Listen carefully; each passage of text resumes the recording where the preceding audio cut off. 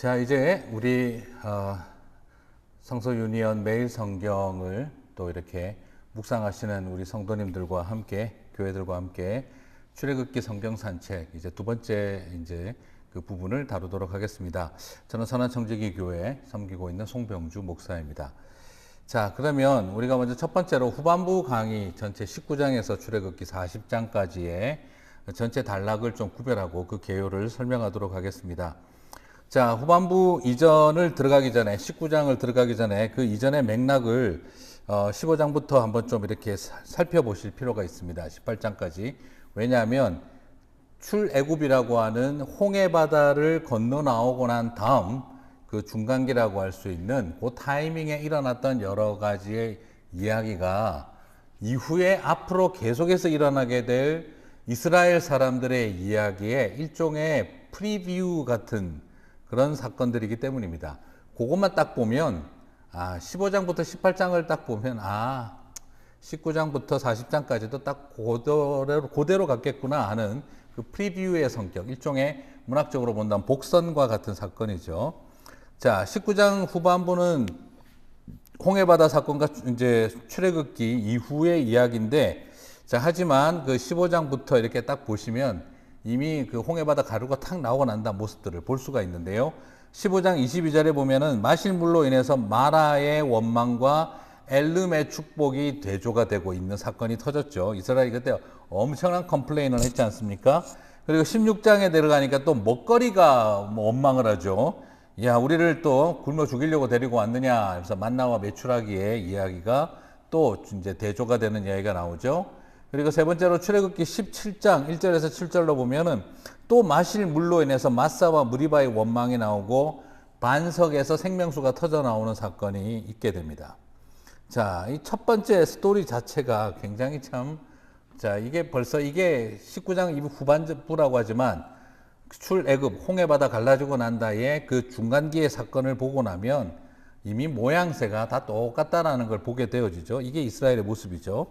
그 다음 두 번째 그 15장에서 19장 사이를 또 보게 되면 어떤 사건이 나오냐 그러면 그 일이 세 번에 걸친 이스라엘의 원망에도 불구하고 하나님이 철저하게 어떻게 하시죠? 예. 그 이스라엘을 위해서 다 커버를 해주시고 난 다음에 그 다음에 또 아말렉과의 전투가 벌어져요. 아말렉과의 전투가 벌어지는데 모세의 강력하고 신실한 중보 기도로 인해서 하나님이 응답하시고 아말렉과의 전투에서 승리하게 되는 이야기가 나오죠. 그 다음 세 번째로 모세는 큰 전쟁을 치른 다음 여전히 넘치는 이스라엘 백성 안에서의 그 송사와 재판을 바로잡기 위해서 장인 이드로의 도움을 받아서 시스템을 만드는 이야기가 나옵니다. 자, 출애굽 이후에 정리하자면 좀 뭐라 그럴까요? 일어났던 일들이 후반부에 일어나는 이야기의 거의 중반부가 똑같은 일이기 때문에 제가 이야기를 드려요. 자, 왜냐하면 요 그대로 후반부에 또 일어난다고 생각해 봅시다. 여전히 이스라엘은 어떡하죠? 컴플레인하고 패역할 거고 하나님에게 책임을 전가하고 모세를 원망하겠죠. 그 다음 또 그럼에도 불구하고 하나님은 그런 이스라엘을 향해 긍휼히 여기고 도와주시겠고, 그리고 또한 모세의 강력한 중보 기도로 인해서 아말렉과의 전투에서 이긴 것처럼 또 후반부에도 모세의 강력한 중보 기도로 이스라엘이 죽을 뻔하다가 살겠고, 그리고 난 다음에 이드로를 통해 시스템을 만드는 것처럼 모세는 또 하나님의 은혜로 이스라엘을 위한 신앙적인 시스템을 만들어가는 작업들이 이어져 가겠죠. 요 이야기가 그대로 재현됩니다. 자, 요 맥락을 이해하고 보시면 어떻게 사람은 하나도 달라지지 않는 똑같은 죄인이구나 하는 걸 보게 되고 하나님은 여전히 신실하시구나 하는 걸 보게 되어지는 요 시스템들이 만들어집니다. 오늘 보셨던 요 세 가지 일들이 그대로 다 나중에 19장에서도 일어나요. 여전히 모세는 중보자요, 하나님은 여전히 용서하시는 분이요, 이스라엘은 여전히 패역하는 사람들이요, 그 속에서 하나님은 모세를 통해 시스템을 만들어 가신다. 자, 그 맥락을 알고 보시면 이제 19장부터 오늘 우리 후반부의 이야기가 그대로 보이실 겁니다. 자, 출애굽기 19장부터 보시면 시내산 강림에 하나님께서 하시고 20장에서 23장 사이에 십계명과 그리고 제사와 사회정의에 관한 52개 법규를 반포하시게 됐고요. 출애굽기 24장 1절과 11절에서는 이스라엘이 동의하고 헌신을 서약을 합니다. 자, 자, 그리고 난 다음에 출애굽기 24장에서 모세를 초대한 여호와 하나님 특별한 40일 여정이 시작되어지죠. 자, 그리고 25장에서는 31장까지는 성막을 지으라 라고 이야기를 하게 돼요. 자, 그러나 이런 상황에도 불구하고 이스라엘은 어떻게 해요? 아름다운 길을 간다, 패역한 길을 간다. 예상이 되시죠? 바로 또 패역한 길을 갑니다. 32장에서 금송아지 숭배를 하게 되어지고 하나님이 진노하게 되어지죠. 자, 그러면 어떻게 되어집니까?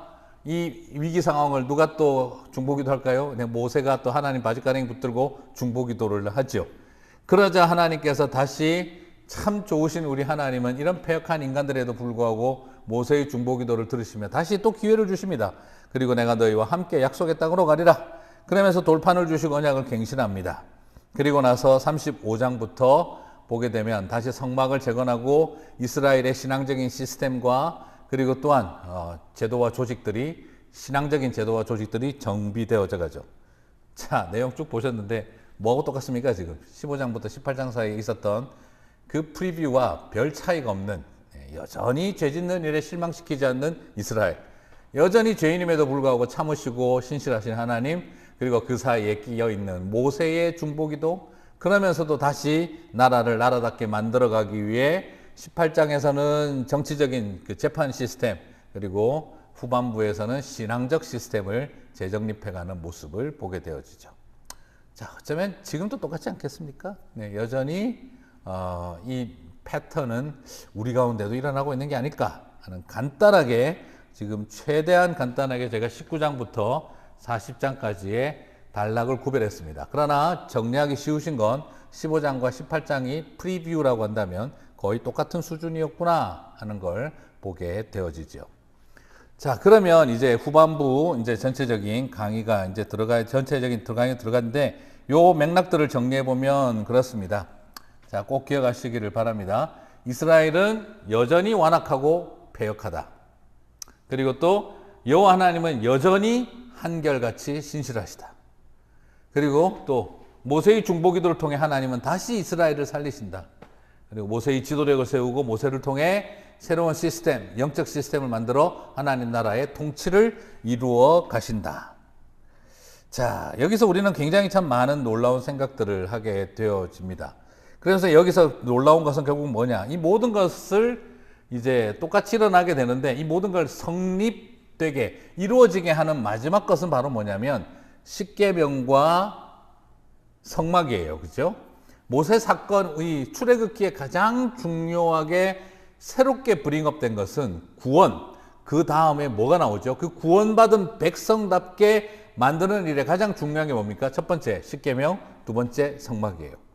자, 이것을 우리가 좀 다르게 설명한다면 출애굽의 목적, 출애굽은 결국 구원하는 것인데, 자, 너네들 약속의 땅 간다. 애굽 탈출. 와, 끝이 아닙니다. 이게 출애굽기의 목적이 아니에요. 출애굽기의 궁극적 목적은 무엇을 통해 실현됩니까? 십계명을 통해 하나님의 말씀에 기초하여 백성답게 살고, 그리고 성막을 통해 예배자로 서게 하는 일이죠. 자, 그러므로 구원받은 백성들에게 가장 중요한 다음 스텝이 뭘까요? 네, 하나님을 사랑하고 이웃을 사랑하는 말씀대로 살아내어가는 삶, 그러므로 말씀과 그리고 성막, 예배, 교회를 통한 예배자의 삶, 교회 공동체로서의 삶, 이 두 가지가 떨어질 수가 없는 하나라는 겁니다. 그러므로 출애굽기는 저와 여러분에게 이 후반부를 통해 무엇을 심어주고 계신다는 거죠? 가장 중요한 사건 두 가지, 바로 시내산 언약 통해서 말씀 중심의 삶, 하나님 사랑과 이웃 사랑의 삶을 살아가는 것이 구원받은 백성들에게 반드시 팔로우업 되어야 하고 반드시 실현되어야 할 단계라는 걸 보여주고 있고, 그 다음에 성막을 세우고 신앙의 공동체를 건설하고 하나님 앞에 참된 예배자로 사는 삶, 이 두 가지는 여러분 어떻습니까? 출애굽기의 가장 중요한 본질이라는 거예요. 그래서 많은 분들이 출애굽기를 홍해바다 갈라진 사건의 신비로움, 10가지 기적과 재앙의 이야기, 이거로 자꾸 좁게 보시는데 그거는 아닙니다. 그것을 통해 홍해바다를 갈라져서 구원받는 이야기가 되어지지만 출애굽기는 구원받았다, 이집트 떠났다로 마침표를 찍지 않는다는 거예요. 그거보다 더 어려운 이제 15장부터 이야기. 뭡니까? 출애굽 이후의 이야기가 출애굽기의 3분의 2라는 겁니다. 거의. 출애굽기를 중요하게 다루고 있는 건 하나님의 구원 역사의 이야기가 아니라 구원 그 이후에 구원의 삶을 풍성하게 만들어가는 일이 출애굽기의 거의 3분의 1을 차지하고 있다는 이야기예요. 여러분 이걸 잊어버리면 절대 안 됩니다. 출애굽기는 이집트 왕자 애니메이션이 아닙니다. 쉽게 영화 찍으려고 만든 게 아닙니다. 바로 이집트 왕자의 그 홍해바다 건너는 사건까지를 다루기 위한 것이 아니라 출애굽기의 궁극적 목적은 홍해바다 갈라지고 난 다음에 십계명과 성막을 통해 하나님 백성다운 신앙의 공동체, 예배 공동체, 말씀 공동체를 만들어가는 작업이 따라와야 한다는 거죠. 자, 이거 없으면 출애굽기는 제대로 본 게 아니라는 걸 말과 같겠습니다. 자, 그러면 이 후반기에 중요한 두 가지 사건, 요 두 가지를 후반부에 가장 중요하기 때문에 우리가 필수적으로 보지 않을 수가 없겠지요. 자, 그 사건들 같이 한번 또 다뤄보도록 하겠습니다. 자, 먼저 시내사 언약 출애굽기 20장에서 24장에서 다루어지고 있는데요. 자, 이것을 우리가 시내산 언약을 이해하려면 다양한 이해들이 좀 필요한데 제가 오늘 몇 가지 접근법들을 이렇게 좀 보여드리도록 하겠습니다. 자, 먼저 이제 같이 좀 살펴보고 싶은 건 첫 번째는 시내산 언약이 창세기와 갖는 공동 연속성이 있다는 거예요. 시내산 언약이 무슨 창세기와 아브라함 언약과 연속성이 있다는 거냐? 이게 전혀 딴 이야기처럼 생각하시면 안 돼요. 성경에 나오는 카버넌트라고 하는 이 언약, 하나님의 언약은 굉장한 연속성을 가지고 있는데 아브라함의 언약과 연속성을 가지고 있습니다. 자, 출애굽기 19장 5절에서 6절을 보시면 세계가 다 내게 속하였나니 너희가 내 말을 잘 듣고 내 언약을 지키면 너희는 모든 민족 중에서 내 소유가 되겠고 너희가 내게 대하여 제사장 나라가 되며 거룩한 백성이 되리라 라고 했잖아요. 그죠? 뭡니까? 열국의 제사장 나라가 되는 복. 율법을 주신 목적이 뭡니까? 이 십계명을 준 이 언약을 만드신 목적이 뭐예요? 이 언약을 잘 지키면 너희만 구원하겠답니까? 아니면 열국의 제사장 나라가 되게 하겠답니까? 자, 여러분 굉장히 이거 오해하시면 안 됩니다. 율법을 잘 지키면 너희 하나 달랑 선민으로 만들어 구원받아서 다른 민족은 다 버리고 너희만 잘 먹고 잘 살게 하겠다. 이게 목적이 아니에요. 출애굽기 19장 5절에서 6절은 명확하게 보여줍니다. 모든 나라를 위한 제사장 나라가 되게 하겠다는 거죠. 자, 이게 뭐하고 연관성이 있습니까? 바로 창세기 12장 12절에서 13절과 직접적인 연관이 있는 거죠. 자, 무슨 말입니까? 창세기 뭐라고 돼 있죠? 내가 너로 큰 민족을 이루고 내게 복을 주어 내 이름을 창대하게 하느니 너는 복이 될지니라. 땅의 모든 족속이 너로 말미암아 복을 얻을 것이니라. 창세기 17장 4절을 보셔도 보라 내 언약이 너와 함께 있으니 너는 여러 민족의 아버지가 되리라. 너는 여러 민족의 아버지가 되리라. 아브라함하고 하나님이 언약을 맺을 때 너 하나 복 받아서 네 새끼 너 자녀들 잘 먹고 잘 살게 해주는 복을 줄게. 이걸로 끝납니까? 아닙니다. 바로 무엇으로 이어지죠? 내가 너로 여러 민족의 아버지가 되게 하겠다라고 했죠. 아브라함과 이 언약을 맺으셨던 하나님, 내 언약이 너와 함께 있어 너로 하여금 여러 민족의 아버지가 될지니라. 출애굽기 19장에서 내 언약을 너희가 지키면 제사장 나라가 되게 하리라. 무슨 말입니까? 창세기가 아브라함을 부르시면서 주신 언약이 다시 이스라엘을 통해 갱신되고 있다, 리뉴되고 있다는 걸 발견하게 되죠. 한 개인과 가정을 통해 땅의 모든 족속에게 복을 주고 구원하려고 하신, 더더구나 아브라함 사건, 창세기 12장 바로 앞에 11장에 뭐가 있습니까? 네, 바벨탑 사건이 있잖아요. 언어 종족 집단, linguistic people groups로 흩어지는 이야기 다음에 하나님은 모든 종족의 이야기, 족속의 이야기를 합니다. 이게 바로 언어 종족 집단 개념을 머릿속에 염두에 둔 거죠. 창세기 11장에 바벨탑 사건과 언어 종족 집단이 생기고 창세기 12장에 아브라함을 부르면서 모든 족속의 아버지가 되게 하겠다. 이 연속성이 보이시죠? 이건 선교적 부르심이었습니다. 아브라함을 향한. 그래서 이 언약이 너와 함께 있어 너를 열국의 아버지가 되게 하리라. 그것을 그대로 해서 다시 이제 이스라엘을 향해 이 부르심이, 이 언약이 이어지고 있어요. 이스라엘을 향해 내 언약을 너희가 지키면 복을 받고 너희가 어떻게 된다고요? 열국의 제사장 나라가 되게 한다. 자, 이것은 뭘 말하는 겁니까?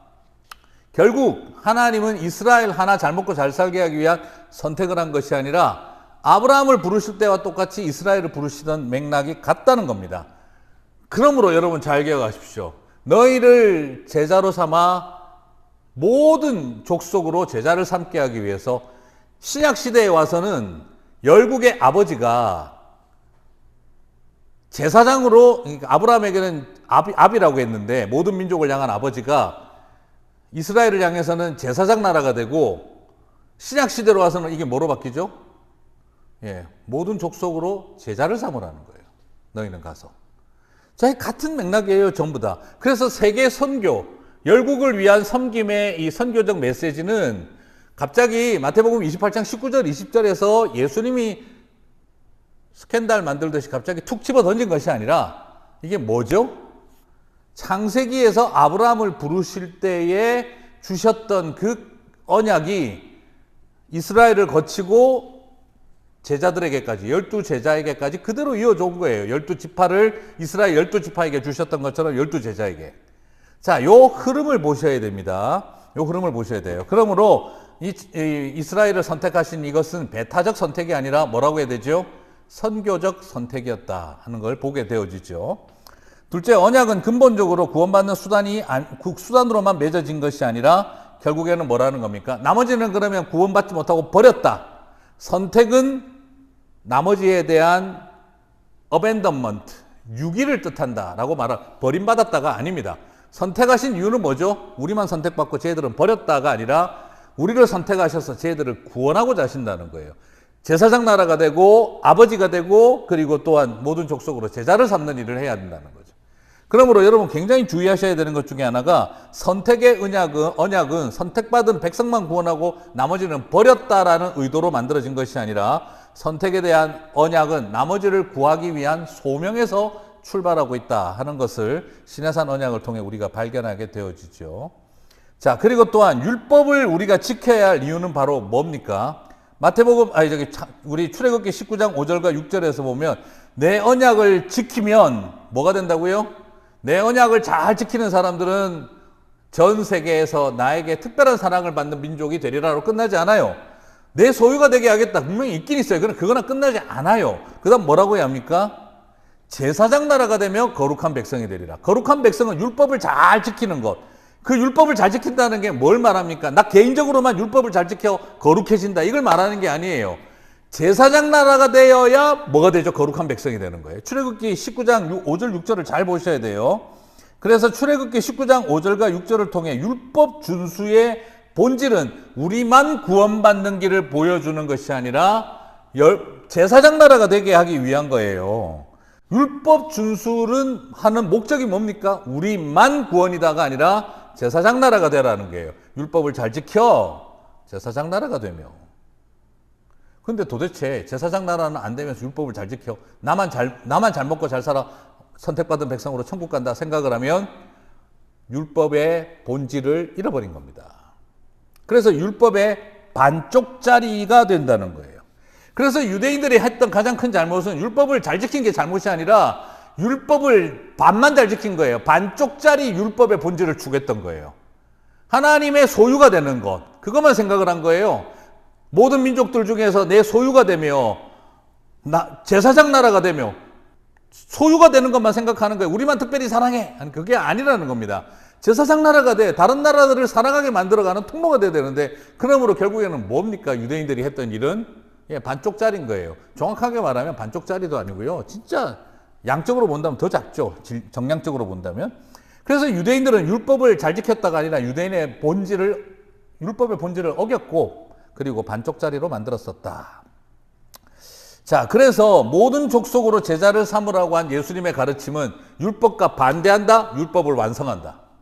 어떻게 말할 수 있습니까? 유대인들은 율법은 오로지 유대인들만을 위한 거다.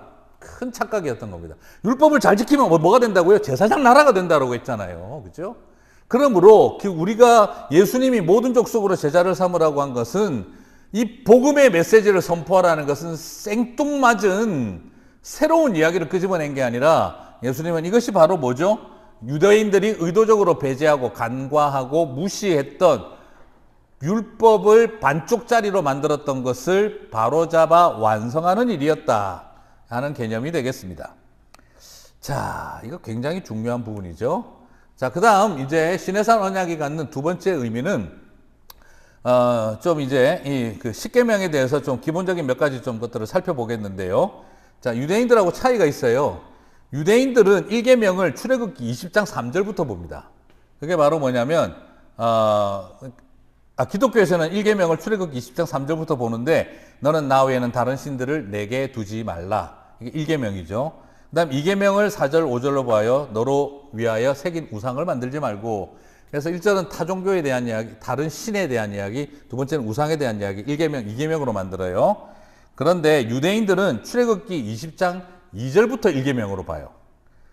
나는 너를 애굽 땅 종되었던 집에서 인도하여낸 내 하나님 여호와니라를 1계명으로 보고 우리가 1계명, 2계명으로 나눠 놓은 거 두 가지를 합쳐서 2계명으로 유대인들은 분류를 다르게 합니다. 자, 뭐가 맞냐라고 말할 수는 없겠는데 유대인의 방식이 저는 굉장히 참 독특한데 좀 나름 저는 더 의미가 있다고 생각을 해요. 우리는 이제 저기 20장 2절을 선이라고 생각을 하는데 그런데 유대인들은 그게 1계명이다. 가장 중요한 1계명은 하나님을 아는 것이다 라고 설명을 한다는 거죠. 자, 이런 차이점들을 잠시 참고로 하시고 자, 그러면서 우리는 일반적으로 이제 구조를 어떻게 보시냐 그러면 1계명에서 4계명은 하나님과의 관계에서 지켜야 할 계명이다. 그다음 두 번째 5계명에서 10계명은 사람과의 관계에서 지켜야 할 계명이다라고 이렇게 둘로 나누어서 보는 게 일반적이죠. 그래서 기본적인 구조 명확합니다. 그래서 1계명과 4계명은 영적인 측면에서 종교적 측면으로 하나님과의 관계를 이렇게 하라. 그리고 5계명에서 10계명은 사회적이고 윤리적 측면으로 이어지죠. 근데 좀 다만 이제 추가하고 싶은 것은 과연 10계명이 신앙과 윤리, 종교와 사회를 단순하게 분리시켜 놓았다라고 볼 필요는 없다라는 점도 말씀을 드리고 싶어요. 자, 무슨 말이냐 그러면 1계명에서 4계명은 하나님과의 관계를 지키는 일이지만 이건 결국 사람과의 관계를 지키는 일로 이어지게 되어져 있기 때문입니다. 다시 말씀드리면 사람을 지키기 위해 지킨 하늘이 된다는 겁니다. 그리고 5계명에서 10계명은 사람과의 관계에서 사회적 관계, 윤리적 측면의 이야기를 부모를 공경하라 이렇게 나오긴 한데 이것도 결국엔 뭐냐는 하나님과의 관계, 하늘 가치를 지키기 위해 지키는 사람이다 라고 말할 수가 있어요. 이게 도대체 뭔 소리야? 제 말은 이걸 분리시키지 말고 통합적으로 인식하자는 거예요. 예를 들어서 자, 너는 너를 위하여 우상을 만들지 말고 여러분 우상을 만드는 것이 왜 만든다고 한 거죠? For me, 우리를 위해서, 나를 위해서 내 욕심과 내 욕망과 내 권력과 내가 꿈꾸는 어떤 추구하고자 하는 것들을 위해서 나를 위하여 혹은 내 불안함과 내 두려움을 해소하기 위하여 우리가 뭘 만든다는 거죠? 우상을 만든다는 거예요. 자, 우상을 숭배하는 게 궁극적으로 누구를 위한 겁니까? 우상을 위한 겁니까? 나를 위한 겁니까? 나를 위한 거죠. 그죠? 자, 우리는 지금 하나님 앞에서 우상을 만들지 말라. 굉장히 종교적인 것처럼 보이는데 이게 종교적인 겁니까? 이기적인 겁니까? 그죠? 우상을 위한 겁니까? 나를 위한 겁니까? 나를 위한 거예요. 나를 위하여 새긴 우상을 만들지 마라. 그리고 너는 나 외에는 내게 다른 신을 있게 하지 말지니라. 내게라고 하는 것도 to you라고 할 수도 있지만 for you, 너에 대하여, 너를 향하여라고 돼 있어요. 이것도 정확하게 좀 번역을 하면 어떤 의도를 띠게 되겠습니까? 이계명과 같은 맥락에서 본다면 너는 내 앞에서 너를 위하여 새긴 신들을 섬기지 말라. 결국에는 신을 섬기는 것도 결국 누구를 위해서인 거죠? 자기를 위한 거예요. 1계명도 2계명도 그렇고 전부 다 for you, for me예요. for you, for me. 그러므로 1계명, 2계명을 보면은 굉장히 신앙적인 건데 다르게 보면 뭐죠? 굉장히 인간적이고 이기적인 것이라는 걸 발견하게 되어져요. 그러면 여러분 생각해 보십시다. 그럼 누가 우상을 만들죠? 예, 동네 돌아다니는 돌쇠하고 뺑다거범이 우상을 만들지는 않죠. 그 정도 우상을 만들려면은 주로 누가 만들겠습니까? 고대 사회의 우상은 누가 만듭니까? 왕들이죠. 재정일치적 개념이 강했던 제사권과 정치권이 통합되어 있던 시절에 신을 장악하는 자가 권력을 장악하죠. 권력을 장악하는 자가 신을 장악하고 그런 시대를 살아오던 고대 사회에서 사람들은 신을 만듭니다. 왜요? 히브리인들의 하나님은 분명히 이집트라고 하는 거대 제국을 뚫고 노예들과 사회적 약자들과 사회적으로 비천한 자들을 하나님이 되어주셔서 그들을 돌보고 왔거든요. 그런데 이스라엘도 정착 생활을 시작하면 어떻게 될까요?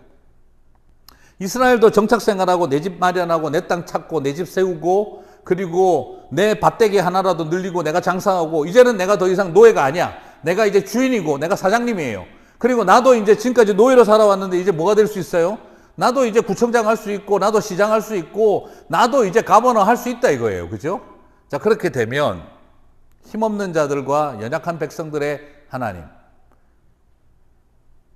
아니면 권력 있는 권력자들을 위한 신. 권력자들은 당연히 자기가 하고 싶은 신들을 만들고 싶지 않겠습니까? 그래서 여러분, 사람들이 왕을 세우고자 할 때 뭐라고 했습니까? 너희들이 세우는 왕이 어떻게 할 거냐? 너희들의 딸들을 잡아갈 거고 너희들을 강제로 노역을 시킬 거고 너희들의 재물을 뺏을 거고 이게 무슨 이야기입니까? 권력의 속성이 결국에는 자기를 위해서 모든 것을 정당화하는데 종교라고 별개겠냐 이거죠. 이해가 가십니까? 그래서 안식일을 범하지 말고 거룩하게 지키라. 사계명 왜 중요해질까요? 그게 당연히 권력자는 하루라도 놀지 않고 일시키고 싶죠. 하루라도 힘있고 경제력을 가진 사람들은 월급 주는 입장에서 일이라도 더 시키고 싶죠. 고대 사회에서. 그런데 일주일에 하루는 무조건 쉬게 하라. 와, 이거는 사람을 위한 법입니까? 하나님을 위한 법입니까? 자, 그러므로 우상을 섬기지 못하게 하는 거, 누구를 막는 거죠? 왕들에게, 그냥 십계명은 너무 불편해. 이게 힘없는 사람들을 위해서 너무 좋은 법이야, 이거. 그러니까 좀 우리 왕과 권력가들을 위해서 좋은 법을 법을 만들려고 하면 뭐가 필요하겠습니까? 신을 바꿔야 되는 거예요, 신을. 그러니까 여러분 어떻게 됩니까? 북이스라엘과 이스라엘의 악한 왕들은 십계명과 말씀과 하나님 중심으로 가려고 합니까? 아니면 바알과 아세라 중심으로 가려고 합니까? 그렇지요. 세상의 신들은 보니까 너무 좋은 거예요. 네가 부자 되면 최고야. 네가 높은 자리에 올라가면 최고야. 남들의 아내를 빼앗아 오든 남의 땅을 빼앗아 오든 네가 부유해졌으면 네가 된 거야. 그걸 신적 복이라고 축복해 주는 거예요, 이게. 여러분, 바알이 좋겠습니까? 왕들의 입장에서. 바알이 좋겠습니까? 여호와가 좋겠습니까? 안식일 쉬게 해라. 응? 또 자기 욕망을 위한 신을 세우지 마라. 얼마나 거추장스럽고 불편하겠어요. 그래서 1계명과 4계명을 여러분 보시면 하나님을 지키려고 만든 계명인데 사실은 누구를 지키고 있는 겁니까? 백성들을 지키고 있는 거예요. 그래서 백성을 위해 지킨 하늘이 되는 겁니다. 백성을 위해 지킨 하늘. 사람을 지키기 위해 지킨 하늘. 그러면 마찬가지죠. 남의 소유를 탐하지 말라. 내 이웃의 아내를 탐하지 말라. 사람을 지키는 거잖아요. 근데 그게 결국에는 뭡니까? 하늘을 지키라는 말이 되죠. 바알과 아세라 신 상관없어요. 내가 힘 있고 권력이 있으면 이번에 어이없지 않습니까? 이렇게 종교가 바뀌고 이게 바뀌게 되면 어떻게 됩니까? 여자를 전리품으로 주는 거예요. 남의 와이프 빼앗아 가도 자기 능력인 거예요. 축복으로. 이런 말도 안 되는 일들이 일어나던 그 시대에 하나님은 딱 자른 겁니다. 사람의 존엄성, 인간의 가치, 이웃의 아내를 탐하지 말고 결국 누구를 지키는 겁니까? 그걸 통해서 사람을 지키는 일을 통해 하늘 가치를 지키게 하는 거죠. 자, 이런 어떤 형태가 십계명이 가지고 있는 독특한 특징이에요. 제가 이걸 일일이 하나하나 다 설명하지는 않겠습니다만 여러분들이 십계명을 이해할 때 그래서 너무 종교적 법전, 그냥 단순한 윤리적 법전으로 이해하지 마시고 그 속에 굉장히 심오한 하나님의 법 정신이 들어있다는 걸 꼭 좀 기억하셨으면 좋겠습니다. 자, 그래서 십계명은 하나님과 사람을 구분하지만 통합적으로 이해해야 합니다. 그래서 십계명을 여러분 꼭 기억하시길 바랍니다. 그래서 나중에 어떻습니까? 예를 들어서 바알과 아세라 때, 바알과 아세라가 아니라 나봇의 포도원을 빼앗으려고 하던 아합 왕이 이세벨에게 도움을 요청하잖아요. 아합 왕이 보세요. 얼마나 웃겨요. 나봇이 딱 왕궁에서 보니까 나봇의 포도원이 너무 멋있어요. 나봇의 포도원이.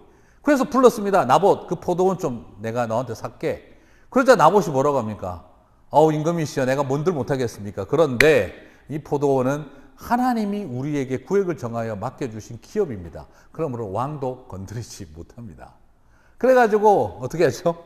아합 왕이 침대에 들어 누워갖고 밥도 안 먹잖아요. 그렇죠? 너무 좀 웃기는 이야기가 나오죠. 그러자 이세벨이 나와가지고 뭐가 문제냐?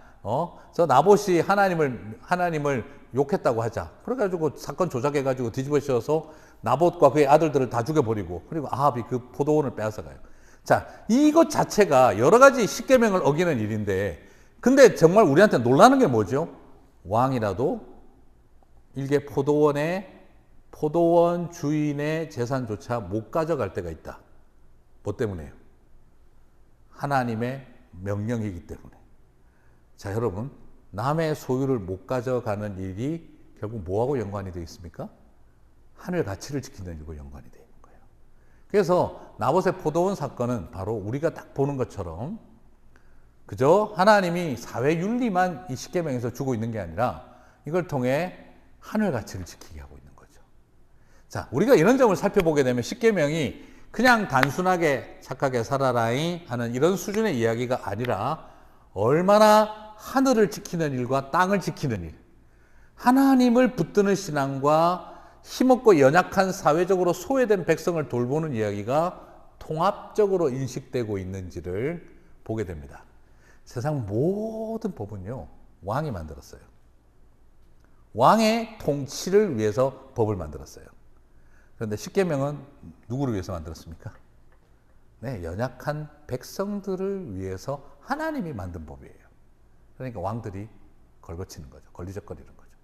그래서 이스라엘의 왕들이 끊임없이 바알과 아세라로 간 겁니다. 왜요? 십계명이 피곤하거든요. 그래서 그들은 십계명을 자꾸 안 보려고 했던 거예요. 그래서 종교개혁이 일어날 때마다 요시아가 개혁을 일으킬 때나 뭘 찾습니까? 신명기를 찾아내고 잊혀졌던 율법을 찾아내고 그러잖아요. 그게 그만큼 무서운 겁니다. 그러니까 웃기는 거죠. 왕들 입장에서. 아니 어디 시골에서 뽕나무 키우다가 온 사람이 올라와가지고 왕이시여 막 이래 버리니까 이 도대체 십계명은 왕을 위한 법입니까? 백성과 선지자를 위한 법입니까?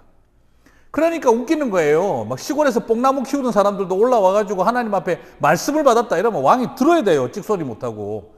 세상에 이런 법이 어디 있습니까? 세상에. 여러분 이게 끝내주는 겁니다. 십계명이 가지고 있는. 이게 말 그대로 lex and rex. 종교개혁 때 왕도 법 아래에 존재한다라고 하는 종교개혁가들이 썼던 책이 있는데 그게 바로 사무엘 러더포드 같은 사람이 썼던 책이 lex and rex예요. 뭐냐? 왕도 법 아래에 존재한다. 고대 사회는 왕은 법 위에 존재했어요. 근데 그 법을 하나님이 힘없는 백성들을 위해 만들었으니까 왕도 그 법을 지켜야 한다. 이거는 엄청난 거예요. 부탁드리고 싶어요. 그래서 출애굽기를 보면서 십계명은 그 시대에 쓰여졌을 리가 없다라고 믿는 사람들이 많아요. 왜냐하면 그 고대 사회에 이런 고등법이 존재한다는 걸 믿을 수가 없는 거예요. 근데 여러분 근로기준법을 준수하라. 이 메시지 하나 던지는데 1970년대까지 한국은 불가능했습니다. 그런데 고대사회 언제쯤에 사람 머리에서 힘없는 백성들을 위한 법이 만들어질 수가 있겠습니까? 이걸 하나님이 만들었다고 해야 말이 쉽지 않겠어요? 그래서 자꾸 포로기한 이후 시대, 바벨론 포로기한 이후에 만들어진 거다. 자꾸 이렇게 설명을 하려고 애를 쓰는데, 그때라고 세상 사람들이 수준이 달라져요? 아니에요. 이거는 오직 하나님으로부터 나왔다라고 해야 이해하기가 더 쉽습니다. 사람 머리로 나왔다는 걸 생각하려면요. 1970년대, 50년대, 근대까지 와도 이런 법 만들기 힘듭니다. 자, 이런 점 참고하시면 되겠습니다. 자, 그럼 십계명에 대한 예수님과 사도들의 태도는 어땠느냐? 예수님이 그래서 말씀하셨죠. 나는 율법을 폐하러 온 것이 아니라 완성하러 왔다. 여기서 율법이라는 것은 여러 가지 잡다한 52개조 같은 이런 걸 말하는 게 아니라 십계명을 말하는 건데 폐하러 온 것이 아니라 완성하러 왔다 하는 거죠. 자, 어떻게 그게 되겠습니까? 어떻게 완성하실 수 있어요? 십계명을 주실 때 원래의 의도, 그죠? 그 의도를 살리는 거죠. 유대인들이 어떻게 오해했든지 예수님은 그걸 분명히 완성하려고 하셨던 겁니다. 그래서 우리는 하나님의 의도가 뭔지를 다시 한번 보게 하고 그리고 유대인들은 어떻게 오해를 했는지 그리고 예수님은 어떻게 완성하셨는지를 보게 되죠. 자, 형식의 종교가 아닌 마음의 종교였습니다. 법조문이 아니라 하나님의 마음을 아는 걸 중요하게 생각해요. 하나님의 법정신, 하나님의 마음. 돌판에 새긴 것이 아니라 마음의 신비에 새긴 바 되었다라고 예수님은 말씀을 하시죠. 이건 되게 중요합니다. 너희는 이렇게 들었거니와 나는 이렇게 말하노니 하는 요 패턴. 예수님 굉장히 독특한 어투를 쓰셨죠. 너희는 바리새인들을 통해 이렇게 들었거니와. 율법을 가지고 자꾸 막 그냥 만들어놨는데 예수님이 말하는 방법은 새로운 것을 말하는 것이 아니라 이 법을 만든 하나님의 마음이 뭐겠냐 이거죠. 안식일에 일하지 말라 했다고 했는데 그 의도가 뭐냐? 안식일에 어떻습니까? 여러분 출애굽기하고 신명기에 보면 조금 이유가 다르잖아요. 안식일을 범하지 말고 거룩하게 지키라. 왜? 너희 하나님이 쉬셨기 때문이다. 또 신명기에서는 뭐라고 하죠? 너희 하나님이 너희가 애굽에서 종되었던 것을 기억하라. 자, 십계명을 안식일을 지켜야 될 이유가 두 가지로 나오죠. 첫째는 뭡니까? 하나님의 창조 시에 하나님 안식하셨다. 두 번째, 너희가 이집트에서 죽을 곳에 가던 노예 아니었냐. 그걸 기억하고 안식일을 지켜라. 안식일의 정신은 두 가지죠. 첫 번째, 하나님이 쉬셨다. 니네들이 죽을 고생했다. 그러면 안식일은 왜 쉬어야 되느냐? 사람을 위해서, 그리고 하나님께 예배를 위해서. 이 두 가지예요. 자, 굉장히 중요하죠, 이게. 그러므로 사람을 위하는 것, 사람들에게 안식을 제공하는 것, 사람들에게 노동에서 시달리지 않게 하는 것, 노예적 노동, 살인적 노동, 먹고 살기 위해서 과도한 인간의 존엄성을 해하는 노동으로부터 인간에게 안식을 제공하라는 그 목적. 왜? 너네들이 이집트에서 죽을 노예 고생을 했지 않았냐? 이 부분을 우리가 간과해야 됩니까? 아니죠. 이거 굉장히 중요한 부분이에요. 그래서 예수님께서 말씀하신 거예요. 안식일에 병에 걸려서 고통받고 있는 사람을 내가 살려준 것이 안식일을 범했다고 너희들은 나에게 율법주의로 올가 뭐에 오는데 율법의 정신이 뭐냐? 안식일에 고통받는 사람들을 자유케 하는 거 아니냐? 자, 예수님은 지금 뭐라고 계신 겁니까? 하나님의 마음을 전하고 있는 거예요. 너네들은 자꾸 조항을 지키는 걸 중요하게 생각하는데 안식일을 도대체 왜 지키겠냐 이거예요. 그래서 안식일은 기억하여 지키라. 이게 나오죠. 굉장히 중요한 포인트예요. 기억 안 하고 지키기만 하면 됩니까? 안 됩니까? 네, 기억만 하고 지켜서도 안 되지만 이건 두 개는 같은 거예요. 그래서 여러분 출애굽기의 안식일 규정은요. 재밌습니다. 출애굽기는요. Keep the Sabbath day to remember. 뭐죠? 정확하게 말하면 어떻겠습니까? 안식일을 지켜라. 왜? 기억하기 위해서. 그다음 신명기는 거꾸로 되어 있습니다. Remember the Sabbath day to keep it holy. 거룩하게 지키기 위해서 기억하라. 약간의 2인칭 명령법이 달라요. keep이냐 remember냐. 근데 똑같습니다. 의미는 keep the Sabbath day. 왜? To remember. 그러면 기억하지 않는 의미를 알지 못하고 그 속에 담겨 있는 가치를 remember 하지 못하고 지키는 건 안식일을 지킨 겁니까? 망친 겁니까? 망친 거죠. 또 반대로 기억하지만 지키지 못하는 거 그것도 엉터리죠. 그래서 예수님께서는 지금 전혀 다른 법을 만들고 있는 게 아니라 유대인들은 앉아가지고 법조항 만들기를 가지고 자꾸 많이 하고 있는데 예수님은 어디에 키포인트를 두고 있습니까? 하나님의 법 정신, 의도가 뭐냐 이거예요. 원래. 자, 이걸 강조하고 있다는 겁니다. 그래서 remember를 잃어버린 사람들에게 keep만 해가지고 뭐 하자는 거냐라는 걸 강조하고 있는 것과 같죠. 그래서 유대인들에게는 형식의 종교가 아니라 마음의 종교를 강조하고 계셨던 방식입니다. 자, 그리고 십계명에 대한 예수님과 사도들의 태도를 한번 보게 되는데요. 십계명을 예수님은 10개도 많은데 10개를 딱 둘로 줄였습니다. 뭐로 줄였죠? 하나님 사랑, 이웃 사랑으로 딱 줄여버렸습니다. 하나님 사랑, 이웃 사랑. 마가복음 12장 29절에서 31절. 첫째는 이것이니 이스라엘아 들으라. 곧 우리 주 하나님은 유일한 주시라.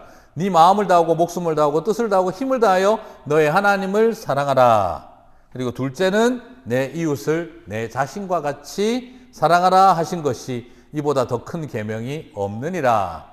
자, 십계명을 예수님 뭐로 정리하셨죠? 둘로 정리하셨습니다. 둘로. 하나님 사랑, 이웃 사랑으로. 자, 그런데 예수님께서는 맨 마지막에 뭐라고 하셨습니까? 내 이웃을 내 자신과 같이 사랑하라 하신 것이라. 이보다 더 큰 계명이 없느니라. 이 말투에서는 전자, 하나님 사랑보다는 이웃 사랑에 좀 더 그 비중을 실어 두셨죠. 실제로 예수님도 나중에 어떻게 이야기하시느냐. 요한복음 13장 34절에서 35절. 요한복음 13장 34절에서 35절을 보면은 새 계명을 너희에게 주노니. 새 계명을 너희에게 주노니. 이게 지금 율법과 상관없는 게 아닙니다. 율법을 완성하는 말이에요. 새 계명을 너희에게 주노니 뭐라고요? 이는 너희가 서로 사랑하는 것이라. 당연하지 싶은데 여러분 생각해 보십시오.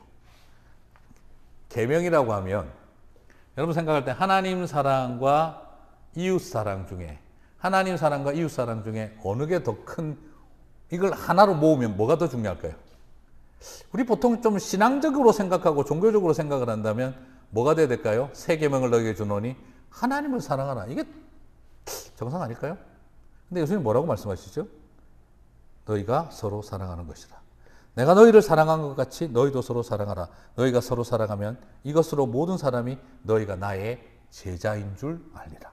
너희가 나를 사랑하면 너희가 내 제자인 줄 알리라. 라고 하지 않고 너희가 서로 사랑하면 내가 너희를 사랑한 것 같이 너희가 서로 사랑하면 너희가 내 제자인 줄 알리라. 나를 사랑하라. 그러면 너희가 내 제자인 줄 알리라. 라고 말하지 않고 새 계명을 너희에게 주노니 나를 목숨 걸고 사랑해라. 나를 목숨 걸고 사랑하면 세상이 내가 제자인 줄 알리라. 이렇게 말씀하지 않고 새 계명을 너희에게 주노니. 십계명을 둘로 말씀하신 예수님이 딱 하나로 정리를 합니다. 새로운 계명 하나는 딱 준다면 서로 사랑하라. 와, 이거 되게 파격적입니다. 그런데 이게 예수님만 이러신 게 아니라 바울도 그렇게 이야기를 해요. 로마서 13장 10절. 로마서 13장 10절에 보면은 바울은 또 이렇게 말합니다. 자, 사랑은 이웃에게 악을 행하지 아니하나니 그러므로 사랑은 미치겠네. 그러므로 사랑은 율법의 완성이니라. 사랑은 이웃에게 악을 행하지 아니하나니 그러므로 사랑은 율법의 완성이니라. 율법의 완성이 뭐라고요? 네, 이웃에게 악을 행하지 않는 사랑. 이웃 사랑이에요, 또. 사도 바울이 지금 뭘 말하고 있습니까? 예수님의 말씀과 같은 맥락이죠. 근데 놀랍게도 야고보도 똑같습니다. 바울하고 야고보가 대립된다고요? 천만의 말씀입니다. 야고보서 2장 8절. 너희가 만일 성경에 기록된 대로 여기서 지금 성경은 신약 성경입니까? 구약 성경입니까? 야고보 시대 때는 신약 성경이 완성되어 있던 때가 아니죠. 그 시대의 성경은 뭡니까? 구약을 말하죠. 구약. 그렇죠? 너희가 만일 성경에 구약에 기록된 대로 뭐라라고요? 하나님을 사랑하면 이렇게 나와야 되는데 내 이웃 사랑하기를 네 몸과 같이 하라 하신 최고의 법을 잘 지키면 잘하는 것이니라 라고 이야기를 해요. 야고보가 구약 성경을 바라보는데 최고의 법을 뭐로 보고 있습니까? 예, 내 이웃 사랑하기를 네 몸과 같이 하라. 자, 이건 지금 굉장히 독특한데요. 지금 예수님도 율법을 하나로 정리하면 서로 사랑하라. 새 계명을 주노니. 그리고 바울도 이웃을 사랑하는 일이 율법의 완성이다. 야고보도 성경에 기록된 대로 최고의 법, 이웃 사랑하기를 내 몸과 같이 하라. 이걸 지키라. 지금 다들 어떻게 하고 있습니까? 하나님 사랑, 이웃 사랑이라고 할 수 있는 십계명에 대한 정리를 신약 성경에 와서는 오히려 이웃 사랑을 말하고 있어요. 그럼 이웃 사랑을 위해 이웃 사랑을 하는 겁니까? 그게 아니죠. 이웃 사랑을 통해 뭘 실현하라는 거예요? 하나님 사랑을 실현하라는 거예요. 자, 이웃을 사랑하는 일이 누구를 결국 사랑하는 겁니까? 예, 하나님 사랑하는 거죠. 왜요? 왜 이렇게 했을까요? 의도적으로. 바리새인들은 맨날 떠들어댄 겁니다. 이웃은 사랑하지도 않으면서, 이웃은 돌보지도 않으면서, 부모님들은 복양도 하지 않고 이웃에게 가가지고는 내가 너한테 빚진 거 다 내놔라 하고 감옥에 가두면서, 그러면서 맨날 뭐 하고 있는 거죠? 나는 하나님 사랑한다. 율법을 지킨다. 나는 예배 드리러 간다. 금식한다. 기도한다. 그러니까 지금 이웃은 사랑하지 않으면서 나는 종교적으로 하나님만 사랑한다, 율법을 사랑한다 하고 있는 바리새인들을 쳐다보고 계셨던 예수님과 사도들은 거꾸로 이야기하고 있다는 겁니다. 내 이웃을 사랑해라. 그게 하나님을 사랑하는 길이다. 자, 이렇게 정리하고 있는 이 강조점과 접근법을 여러분 굉장히 주의 깊게 보셔야 돼요. 그래서 출애굽기의 십계명을 바라보실 때마다 늘 그 생각을 하셨으면 좋겠어요. 철저하게 예수님이 어떤 관점으로 이 십계명을 완성하셨는지를 볼 필요가 있습니다. 자, 그 다음에 이 십계명에 대한 이제 사도들에 의해 왜 이웃 사랑을 강조했을까? 이걸 다시 한번 보셨고요. 그 다음에 이제 계시와 말씀으로서 법이 갖는 이 정치공학적 의미들을 좀 한번 생각을 한번 해보도록 하겠는데요. 하나님이 계시하셨다는 것은 굉장히 중요한 것이 당대 일반적인 법과는 너무 달랐습니다. 지금이야말로 국민의 대표가 법을 발의하죠. 그죠? 국민들이 국회의원을 뽑고 국회의원들이 법을 발의를 하죠. 그런데 고대의 법은 누가 만들었느냐? 왕의 통치를 실현하기 위해서 법을 만들었어요. 제가 아까 조금 전에도 말씀드렸던 것처럼 함무라비 법전, 함무라비가 누굽니까? 왕이죠. 함무라비 왕이 만든 법전이죠. 그러므로 법을 만드는 의도는 백성을 통제하고 왕과 권력자의 통치를 실현하기 위해서 법을 만들었어요. 그래서 법을 만든 사람이니까 왕은 법 위에 존재하는 거죠. 초법적 존재였습니다. 지도자들은 법 위에 존재했었어요. 법의 창조자로서 법을 지키는 것이 아니라 법을 고치고 법을 유지하고 법대로 집행하는 존재다라고 생각했어요. 근데 십계명은요. 와우, 이거 누가 만든 겁니까? 하나님 만드신 거죠. 그럼 왕도 법 아래에 존재하는 거죠. 십계명 때문에 왕들은 하고 싶은 걸 할 수가 없어요. 이웃의 아내를 데려갈 수도 없고, 왕도 사람 죽이면 책임져야 되고, 자기가 아무리 왕이라도 하나님의 말씀이요 해버리면 왕도 어떻게 하지를 못해요. 도대체 이 십계명은 왕을 위해 만들어졌나, 아니면은 백성들과 선지자들이 왕을 공격하라고 만들어 놓은 건가 싶을 정도로 화가 났습니다. 다윗이 밧세바를 범했을 때 선지자 나단이 뭐라고 합니까? 왕은 이 일로 인하여 벌을 받을 것입니다. 회개하라.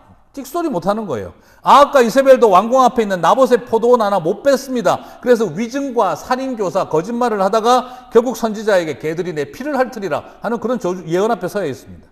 사울 왕도 사무엘을 통해 하나님이 당신을 왕으로 세우신 것을 후회하셨습니다. 미칠 말을 듣는 거죠. 다른 왕을 세우신다. 그 말을 들어야 돼요. 왕에게 법 들고 와가지고 하야하십시오 라고 선언했던 겁니다. 이게 고대 왕국 사회에서 이게 어떻게 가능합니까?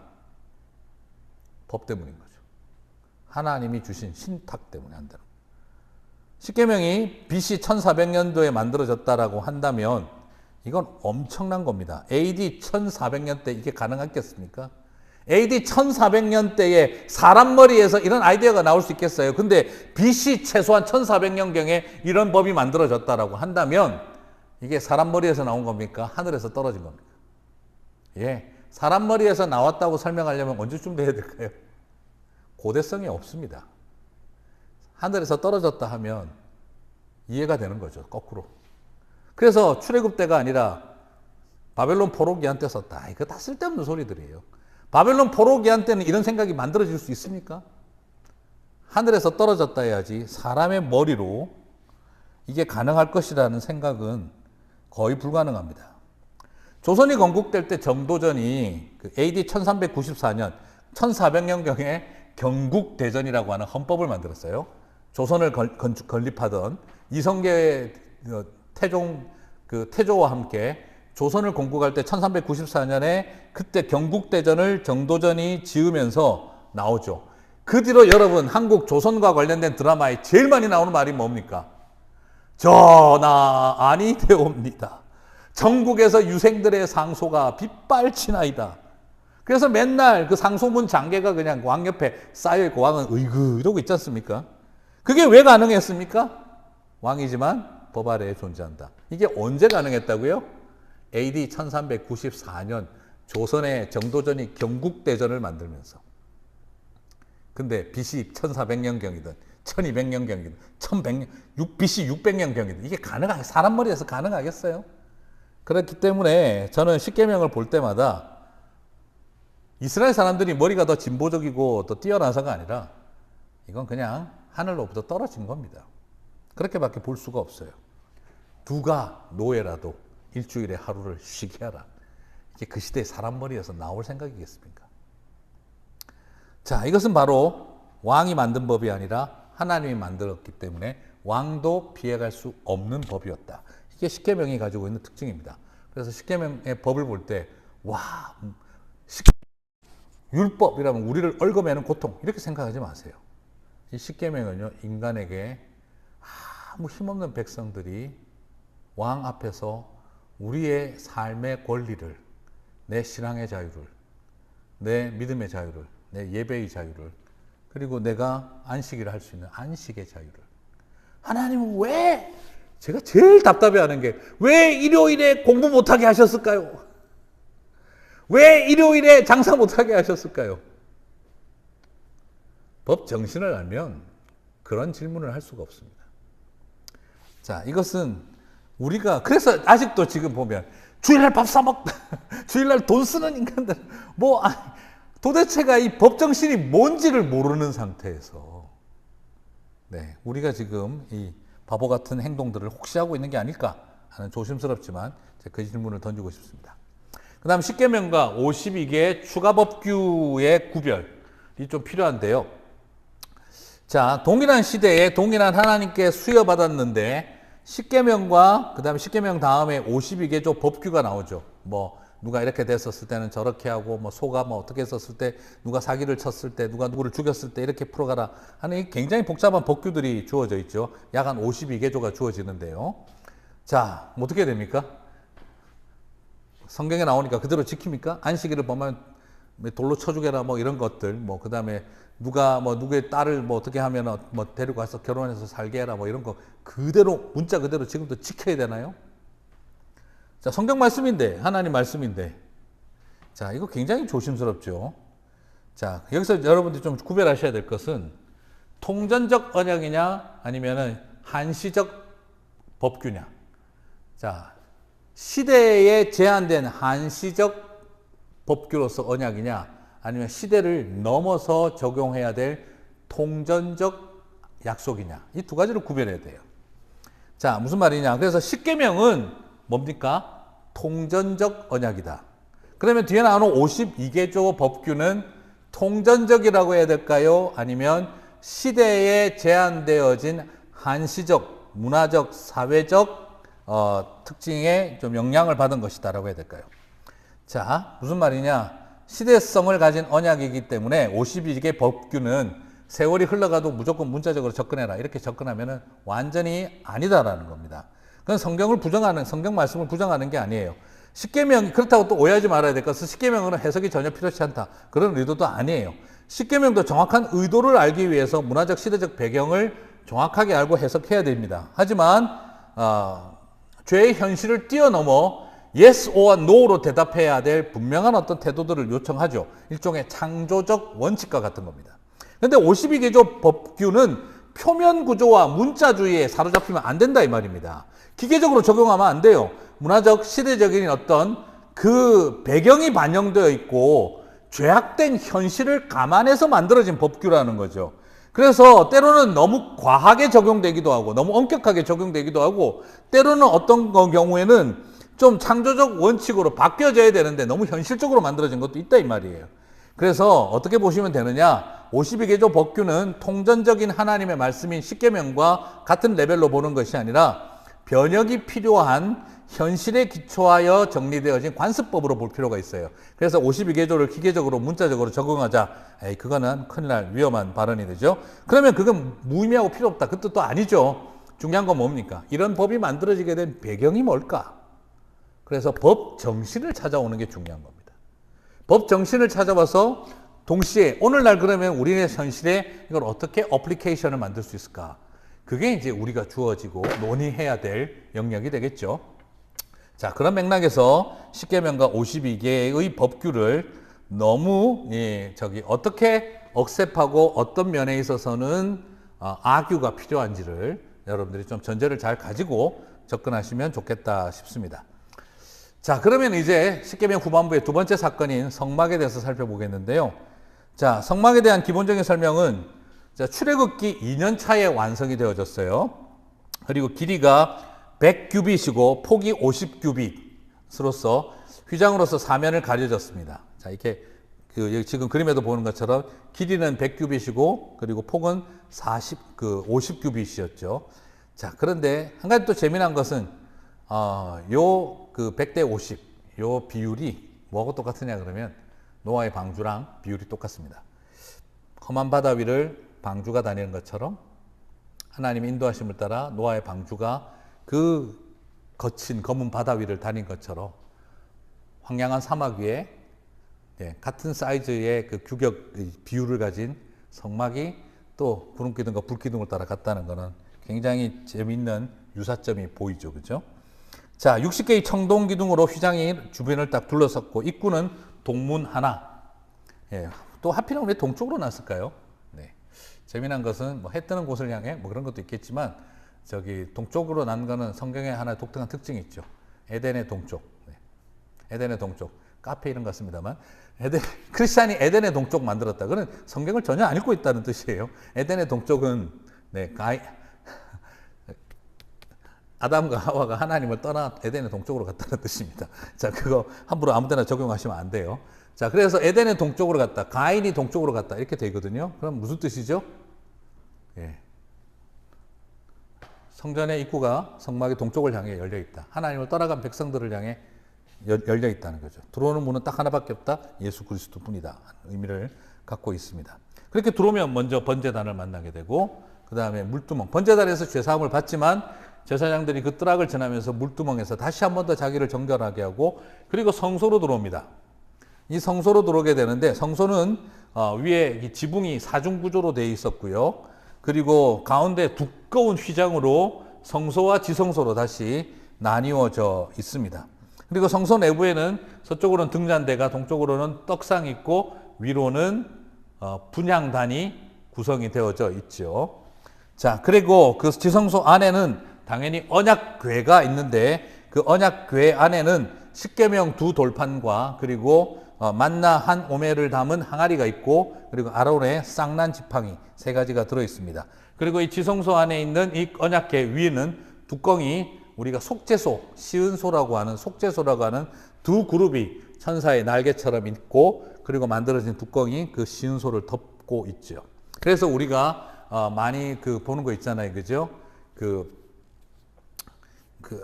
천사들의 그 두 그룹 사이에 계시는 하나님. 자, 이런 개념들. 그래서 율법이 드러나는 것을 예수 그리스도 시은소가 막아주고 있다. 뭐 이런 설명들이 나오는 것이죠.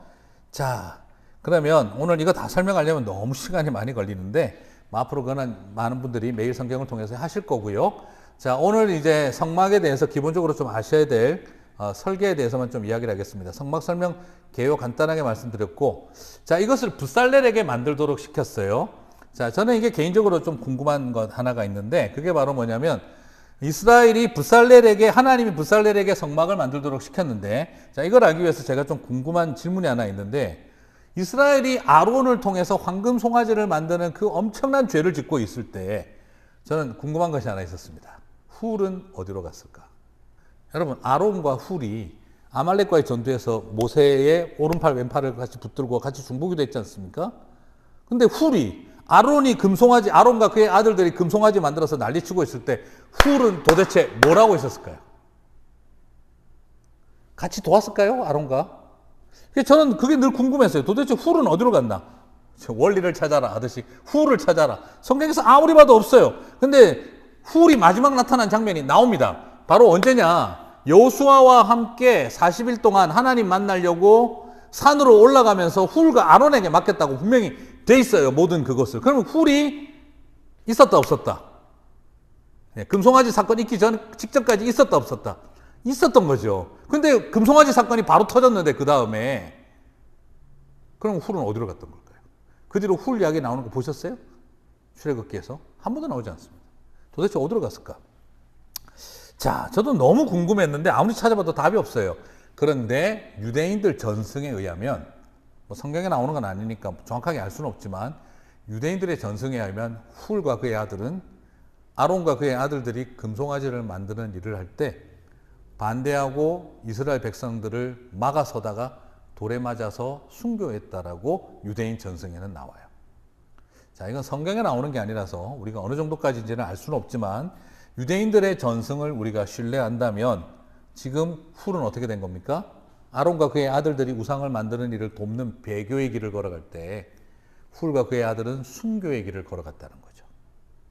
그럼 너무 억울하지 않습니까? 배교자의 길을 걸어간 아론과 그의 아들들은 대제사장이 되고, 하나님 나라도 인맥이다. 모세가 자기 동생 아론이라고 땡겼구나. 그럼 훌은 뭐야? 그런데 여러분, 그러면 좀 어때요, 마음이? 야, 하나님 나라도 인맥이네? 결국 배신 때리고 비겁한 배교의 길을 걸어간 것들은 대제사장하고 순교의 길을 걸어간 사람들은 뭐야? 참 마음이 복잡합니다. 훌의 고난은 어떤 걸까? 그런데 여러분, 이게 왜 제가 이런 이야기를 미리 드리냐 그러면, 훌의 이야기는 성경에 더 이상 나오지 않는데 훌의 손자의 이야기가 나옵니다. 자, 눈치채시겠지만 훌의 손자가 누구죠? 네, 바로 붓살렐입니다. 자, 성막을 세우는 일에 하나님은 붓살렐을 부릅니다. 이것은 하나님이 진짜 강권적으로 지명한 거거든요. 출애굽기 31장 1절에서 2절을 보면은요, 여호와께서 모세에게 말씀하여 이르시되 내가 유다 지파 훌의 손자요 우리의 아들인 붓살렐을 지명하여 부르고, 내가 지명하여 부른다. 그러므로 붓살렐에게 이 모든 일을 맡겨 성막을 세우는 일을 책임자가 되게 하라. 이게 정말 대단한 일이죠. 훌의 손자 붓살렐에게 이 건설 책임자로 모든 정권을 주라고 하나님이 모세에게 강권하여 지명하여 말하고 있다는 거예요. 여러분, 이게 갖는 영적인 의미가 뭐겠습니까? 순교자의 아들, 순교자, 그러니까 만약 그 유대인지 전성에 맞다면 훌과 그의 아들은 돌에 맞아 죽어 순교의 길을 걸어가고, 배교의 길을 걸어간 자들은 지금 이스라엘 종교 지도자가 되는 일이 생겼는데, 하나님은 순교자의 손자에게 성막을 건설하는 일을 맡깁니다. 이게 갖는 의미는 뭘까요? 아론과 그의 아들들이 나중에 대제사장이 되었을 때 성막에 들어갈 때마다 그들은 어떤 현실 앞에 서야 되죠? 그들은 어떤 현실 앞에 서야 되죠? 우리는 배교자로 살아남아서 순교자의 손자가 지은 성막 안에서, 그리고 붓살렐이 마지막으로 한 일이 뭡니까? 제사장들의 옷을 입히는 일이. 그 옷을 입힘으로써, 그러니까 지금 가문의 영광입니까? 제사장 연미복을 입고 성막에 들어갈 때마다 부끄럽다 하는 자신들이 저지른 배교의 길 앞에 서야 되는 걸까요? 여러분, 이건 가문의 영광이 될 수가 없습니다. 가문의 영광이 아니라 오히려 붓살렐을 통해서 너희들은 그 붓살렐의 용서와 치유를 통해 그가 세운 성막 안에 있다는 걸 잊지 말라는 자리에 아론과 그의 아들들을 세운 거죠. 그리고 붓살렐은 어떤 마음이었겠어요? 그 아론과 그의 아들들에게 자신이 손으로 지은 그 제사장 옷을 지어 입힐 때 얼마나 마음에 인간적으로 쉽지 않은 스트러글이 있었겠습니까? 하지만 이게 결국 뭡니까? 성막은 어떻게 완성이 되는 거죠? 네, 실력 있는 사람들이 뚝딱거리고 잘 만들어서 만들어진 것이 아니고, 굉장히 영적인 사람들이 계시받아가지고 그냥 필 꽂히는 대로 만들어서 한 것도 아니고요. 그리고 굉장히 실력 있는 사람들이 머리 팍팍 써가면서 잘 만들어서 된 것도 아니고요. 성막은 어떻게 만들어집니까?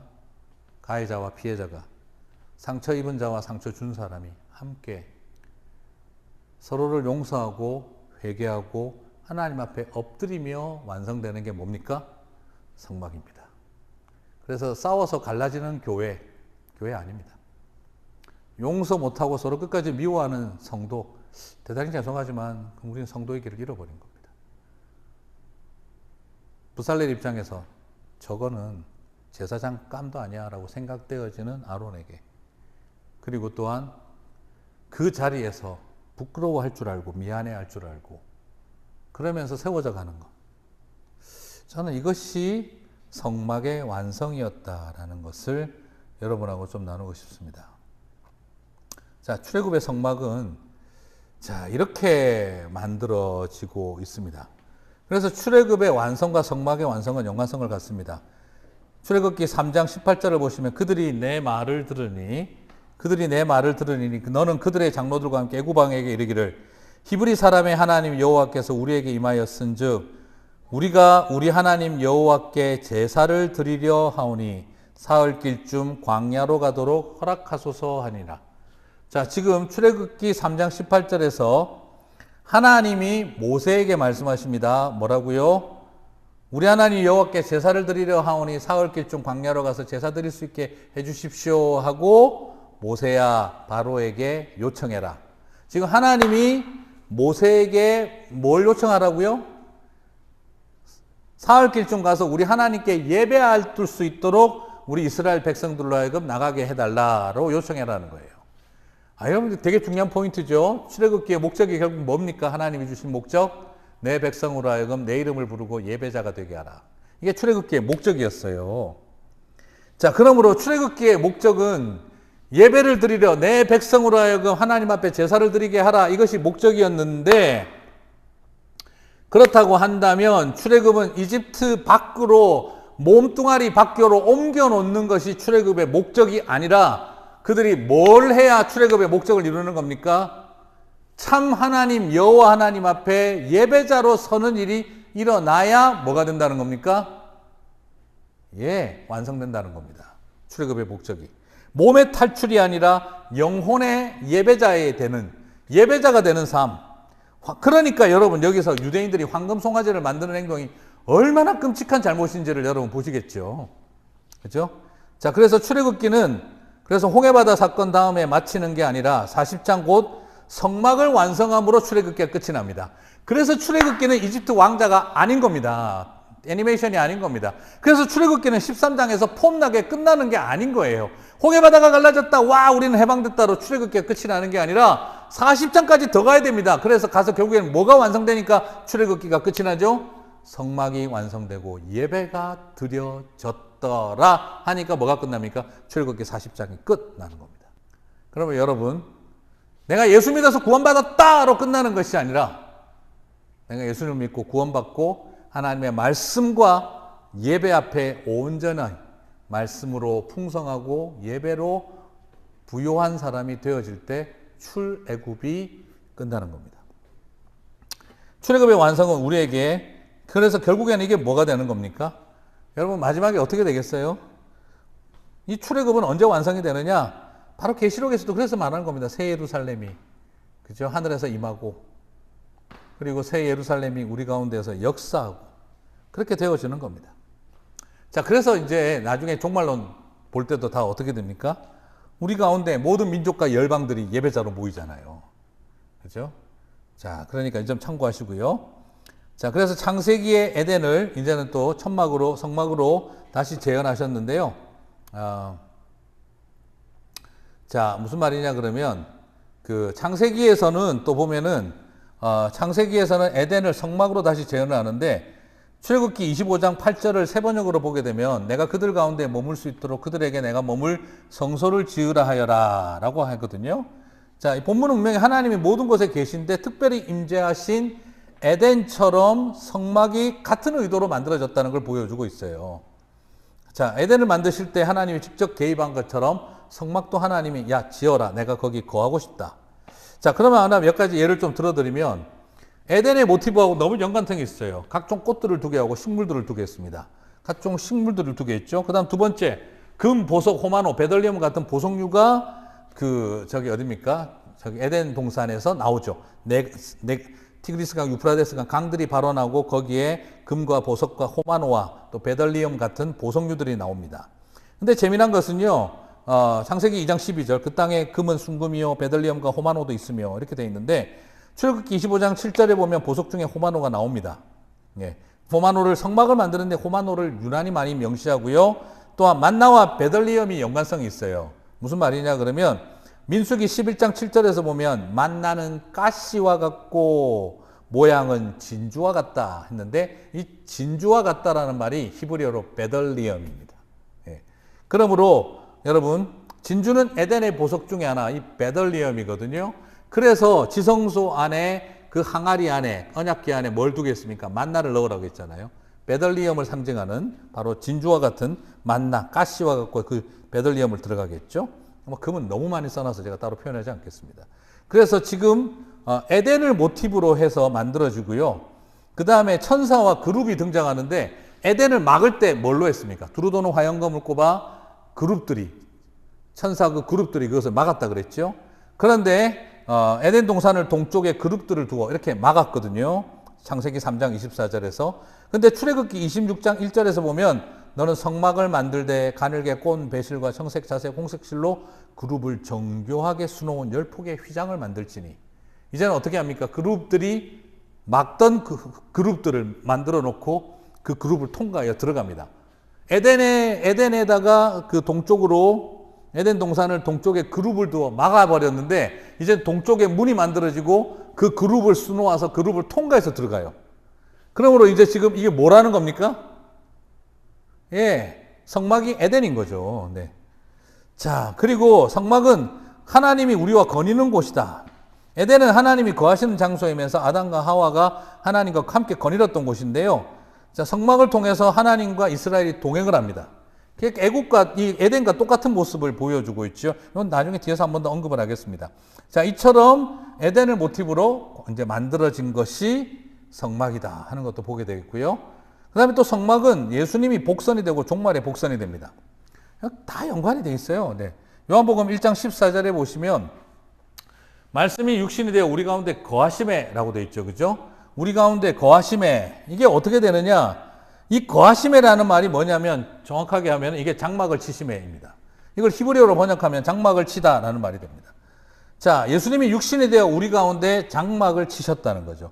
이게 성막이 채워졌다. 성막을 지으시고 할 때 똑같은 표현이에요.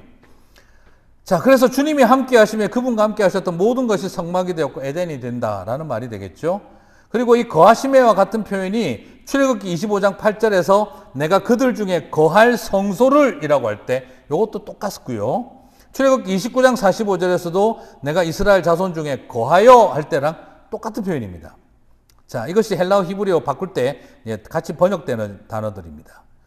그리고 이 거한다는 표현이 레위기에서는 좀 다르게 번역이 되는데요. 레위기에서는 행한다, 좀 다르게 이야기하면 거닐다, 걸어다닌다 이런 뜻입니다. 레위기 26장 11절 12절 내가 내 성막을 너희 중에 세우니니 내 마음이 너희를 싫어하지 아니할 것이며 나는 너희 중에 행하여 나는 너희 중에 거닐며 너희의 하나님이 되고 너희는 내 백성이 되리라. 에덴에서 걸어다니신 것처럼 거니신 것처럼 이렇게 표현을 하고 있어요. 자, 그럼 이게 뭡니까? 거하시는 곳이면서 거니시는 곳. 예, 창세기 3장 8절 실제로 에덴 동산 그들이 그날 바람이 불 때 동산에 거니시는 여호와 하나님의 소리를 듣고 다 똑같은 표현들이에요. 거닐다, 거하다. 네. 이게 지금 같이 사용되고 있습니다. 자, 이것도 굉장히 중요하죠. 그러므로 성막은 지금 예수 그리스도의 오심과 연관이 되어져 있고 그리고 또 이것은 창세기의 에덴과도 연관이 되어 있다 하는 이야기죠. 자, 그러면 이것이 또 종말론과도 연관이 되어져요. 이게 계시록이 바라보는 종말론적 회복. 계시록 7장 15절 그러므로 그들이 하나님의 보좌 앞에 있고 또 그의 성전에서 밤낮 하나님을 섬김에 보좌에 앉으시니가 그들 위에 장막을 치시리니. 또 뭐가 나옵니까? 하나님의 장막이 사람들과 함께 있음에 하나님이 그들과 함께 계시리니. 자, 계속해서 이상을 보게 되면은 출애굽기의 성막은 이 땅에 오실 예수님을 모형으로 설명을 하고 있고 그리고 동시에 다시 오실 예수님의 종말론적 모형으로 장막이 묘사되고 있다라는 겁니다. 이것 때문에 뭐 장막 성전에서 또 이단들이 나오기도 하지만 출애굽기의 성막은 이처럼 당대의 예배 처소로 단순하게 나타난 것이 아니라 창세기가 잃어버린 에덴의 현존으로 그리고 에덴으로 이 땅에 오신 예수님 그리고 다시 오실 종말에 회복될 마지막 에덴까지 다 연결하는 구조로 성막이 우리에게 주어졌구나 하는 걸 보게 되어집니다. 자, 이제 말씀을 마무리 지을까 할까 싶은데요. 자, 출애굽을 통해 보는 구원의 길. 죄의 결과는 여러분 대화의 단절 그리고 관계, 장소, 관계의 단절, 장소의 단절이었어요. 그죠? 하나님은 더 이상 이스라엘과 대화할 수 없게 말씀하시지 않게 되었고 그리고 관계가 끊어졌고 장소로부터 떠나게 되어졌죠. 그래서 여러분 십계명과의 출애굽 사건은요 그렇습니다. 다시 하나님이 말씀하시기 시작했고 에덴을 성막으로 다시 재현하고 에덴을 통해서 다시 관계를 회복하는 일을 시작을 하시죠. 자, 이것이 굉장히 중요합니다. 그래서 하나님께서 하신 일들을 우리가 살펴보면서 출애굽기는 창세기에서 모티브를 얻고 신약의 복선이 되어져서 신약 시대로 또 이어집니다. 하나님 우리와 함께 하시는 임마누엘 그리고 또한 우리에게 말씀으로 오시는 예수님 그리고 또한 율법을 완성하시는 예수님 그리고 우리의 모든 것을 이제 다시 우리와 함께 이끌어 가시는 하나님 이걸 통해서 결국에는 출애굽기는 창세기가 복선이 되어 출애굽기가 되고 출애굽기는 다시 복선이 되어 복음서의 예수님으로 이어지고 있다 하는 걸 이제 결론으로 볼 수 있겠죠. 그리고 또한 이제 구원의 확장으로서의 이제 정주행, 이 사도행전과도 연결이 되어져요. 출애굽은요, 이제 출애굽기의 패턴은 출애굽기는 홍해 사건을 통한 구원 역사 이후에 십계명과 성막을 통해 하나님 백성답게 서서 열국의 제사장 나라가 되게 하셨죠, 그죠? 사도행전은 어떻게 되죠? 복음서에서 예수 그리스도의 십자가와 부활을 통한 구원 역사 이후에 사도행전에서는 성령의 임재를 통한 은사와 그리고 교회의 출현으로 이어집니다. 참 재미나요. 말씀하셔서 십계명이 만들어지고 성막이 세워진 것처럼 방언과 은사와 일어나고 교회가 세워져요. 그래서 출애굽기는 사도행전의 또한 한 그림이 됩니다. 참 재미나죠. 그래서 마치 십계명이 주어졌듯이 성령의 은사가 주어지고 성막이 세워진 것처럼 교회가 세워집니다. 그래서 열국의 제사장 나라가 된 것처럼 다시 모든 족속으로 제자 삼기 위해서 파송받게 되어지죠. 자, 요 패턴이 그대로 일어납니다. 선교적 파송이 일어나죠. 출애굽기가 실패한 걸 사도행전은 성공시키고 있는 거죠. 자, 요 패턴도 한번 보실 수가 있겠습니다. 그리고 또한 마음이 완악한 바로로서 마음이 완악한 이스라엘을 또 보게 합니다. 누가 더 악할까요? 출애굽기에서 여러분 누구를 보셨습니까? 우리 전반부에서 바로의 악함을 봤죠. 그죠? 완악함을 봤죠. 자, 홍해를 건넌 이후에 바로의 완악함이 사라졌습니다. 없어졌습니다. 그러면 이제 누구의 완악함이 기다리고 있죠? 이스라엘의 완악함이 나타납니다. 바로가 더 악하고 세상이 더 나쁘고 믿음의 백성들은 선하고 착할까요? 천만의 말씀 만만의 콩떡입니다. 네. 선하고 달라진 이스라엘보다 끝까지 패역한 이스라엘을 보게 됩니다. 자, 우리는 여기서 뭘 보게 되죠? 바로의 악함과 이스라엘의 선함이 출애굽을 만들어낸 것이 아닙니다. 누가 더 악하다라고 할 수가 없어요. 애굽이나 이스라엘이나 다 죄인입니다. 유대인이나 헬라인이나 의인은 없나니 하나도 없느니라. 로마서의 말씀이 생각이 나죠. 그런데 그러면 출애굽기에서 소망은 뭡니까? 출애굽이 바로의 악함 속에서 구원을 베푸시는 하나님의 사랑과 승리로 절정에 달했습니다. 계속되는 이스라엘의 악함 속에서도 여전히 구원을 베푸시는 하나님이 선하심과 사랑이 십계명과 성막을 통해 나타납니다. 자, 이걸 통해서 결국에는 발견하는 게 뭐냐? 출애굽기는 애굽의 악함과 이스라엘의 선함에서 답을 찾는 게 아니라 악하고 악한 것은 하나님의 백성이나 세상이나 똑같다. 그런데 오직 약속의 신실하고 선하신 분은 하나님 한 분이시다. 선민도 의인이 아니고 죄인이었고 선택하시는 하나님만 선하시다. 소망은 오로지 어디에 있습니까? 오직 하나님에게만 있다. 하나님이 우리를 불쌍히 여기신 밖에는 없다. 로마서처럼 복음에는 한 의가 나타나서 우리를 믿음에 이르게 하나니. 이것이 바로 또 출애굽기가 보여주면서 로마서와의 연관성을 보여줍니다. 자, 말씀과 예배로 백성다운 삶을 살았으면 좋겠습니다. 끝인데요. 마지막 슬라이드인데요. 이스라엘을 애굽에서 구원하신 후 구원받은 하나님의 백성답게 세우기 위해 하나님은 첫째로 십계명을 주셨고 두 번째로 성막을 주셨습니다. 이것은 결국 우리에게 출애굽의 목적이었죠. 구원의 다음 스텝입니다. 저와 여러분에게도 말씀드리고 싶어요. 구원 그 이후에 우리에게 가장 중요한 것은 바로 하나님 말씀하옵소서 그 말씀에 귀를 기울이는 것이고, 그리고 두 번째 또한 세우신 성막처럼 세우신 교회를 통해 우리에게 주어져 있는 열국의 아비, 제사장 나라가 되는 제자 삼는 길, 그게 우리가 가야 할 길이라는 걸 출애굽기는 다시 한번 명확하게 보여줍니다. 공부를 하셔서 궁극적 목적과 방향을 잃지 않는 저와 여러분 되시기를 바랍니다. 수고 많이 하셨습니다.